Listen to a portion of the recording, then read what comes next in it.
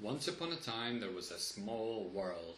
It was a flat world and it wasn't very wide. In fact, it was so thin that if you weren't careful you might fall right off the edge. In this world was a house.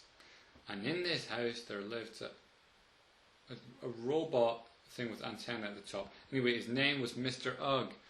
Mr. Ugg lived all alone and was sometimes sad. He wasn't too lonely because he had a friend who lived just one house over. Her name was Wind. Mr. Ugg often went to visit Wind. He'd walk past the lock pie and the blue rod and the beef and beer store, though he'd never seen it open, until he got to Wind's little yellow house. The problem with Wind was that she never seemed to be home, so Mr. Ugg did what he always did and left a note so that she'd know he'd been there. "Hi, Wind," he wrote.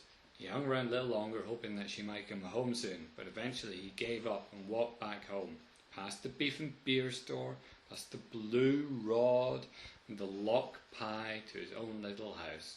When he got back, he saw that someone had left him a note. It said, "Hi, Mr. Ugg." Wind must have come by to see him while he was out trying to see her. He kicked himself for waiting around so long at her house. Maybe if he'd gone back sooner, he could have caught her while she was still there. He erased the message and decided to go back to her place, since she was obviously heading back there as well. Their timing always seemed to be wrong. Whenever he went to see her, she seemed to be out visiting him.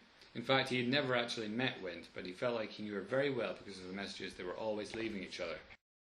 When he got to her place, he saw that she had already read his message, erased it, and left again. Mr. Ugg was used to this kind of coincidence, so he simply continued their conversation by leaving another message. He must have been feeling deliriously hungry though, because he wrote "Nom in life, nom."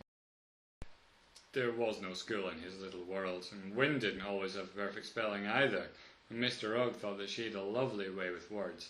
For example, when he got home, he found that Wind had already written a message for him.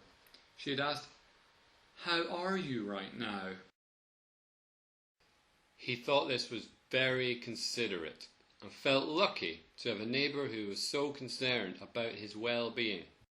But what he really wanted more than anything was to actually meet her, to see her face for the first time. He decided to try another tactic. He erased her note and began work on a new visitor attraction that was bound to hold her attention. Buck Zoo N. What the N stood for was a mystery. But he decided that if he drew a big picture of a fully antlered buck, that would really sell it. He then rushed back to Wind's house with all the swiftness of Mercury to find that indeed she was once again not there. But it seemed that might not be the case for long, because she had left a note saying, "Back soon," with an accompanying picture of a foot with wings on it to illustrate just how quickly she'd be returning. Mr. Ugg thought all this picture messaging had become a bit cryptic, so he decided to take things back to basics. So he left a note urging Wind to revalue hello. Then he realised she was probably at the Buck Zoo by now, so he rushed back with all the swiftness of Hermes. He approached his house, anticipating finally saying hello to Wind in real life for the first time, but found only a message saying, "Hello, leaving." She was gone again. Mr. Ugg decided to take a break from trying to greet and talk to Wind. He thought about how often they seemed to cross paths, and yet he'd never actually passed her on the path between their houses.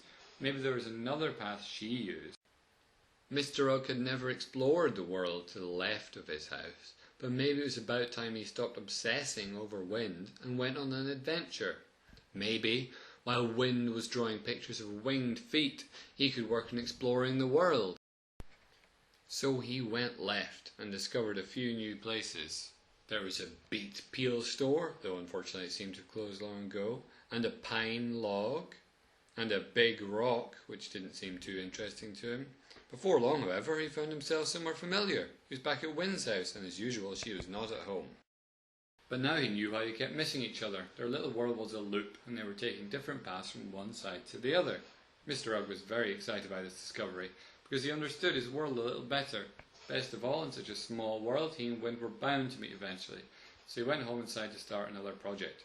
Sometimes he worried that one of them would accidentally fall off the edge of the world, and he would never get to meet Wind. After all, he himself had fallen off the flat land where he was assembled, which was how he'd gotten here. He'd thought about building a fence along the edge, but it always seemed like too big a project. Now that he knew that his world was a loop, he realised he could actually finish this project and build a fence around the entire world. He started with the side above his house and started around towards Winds. He passed the lock pie and the blue rod and the beef and beer store until he got to Win's little yellow house, his robotic heart fluttering at the thought that she might be home this time. But he saw to his surprise that Win was building a fence of her own on the other edge of the world. Maybe she had gone to visit him and saw the beginnings of his fence and decided to help out. Mr. Ugg continued building his fence, thinking how sweet it was that Wind was helping him with his project. He passed the big rock, the pine log and the beet peel store, and when he got back to his home he was pleased to see that his entire world was safe. He'd only had to build a fence along one edge of it. Secure in the knowledge that Wind wasn't going anywhere, Mr. Ugg started pursuing other projects in the following days. For example, he got a pet crab and built a very small church. He still wandered over to Wind's place on occasions just to see how she was doing. It seemed that she'd got a pet too, only hers was a dog, but she must have taken it out walking with her. One day, Mr. Ugg was out walking his crab when the ground started to shake. Suddenly the ground began to split. It was an earthquake so powerful it was ripping his world apart. Mr. Ugg quickly got away from the dangerous new edge that was being torn through his world, but his crab was still on the other side. He ran trying to get past the crack, but the world was splitting right down the centre all the way around. He was trying to solve the problem of getting across the gap, but the crab insisted this was moot, even as the two sides of his world separated and drifted apart. Would he ever see his crab again? And what about Wind? I loved ending a cliffhanger. Luckily for you, you can figure out the ending to this story for yourself. Mr. Ugg lives on not just any loop, but on a Mobius strip, which you can make easily out of paper. Just cut out a strip of paper instead of making it into a normal loop, give it a half twist first. If you use a marker bleeds through the paper, you can draw Mr. Ugg's house and see from the other side, but all that's essential here is you draw Mr. Ugg and his crab.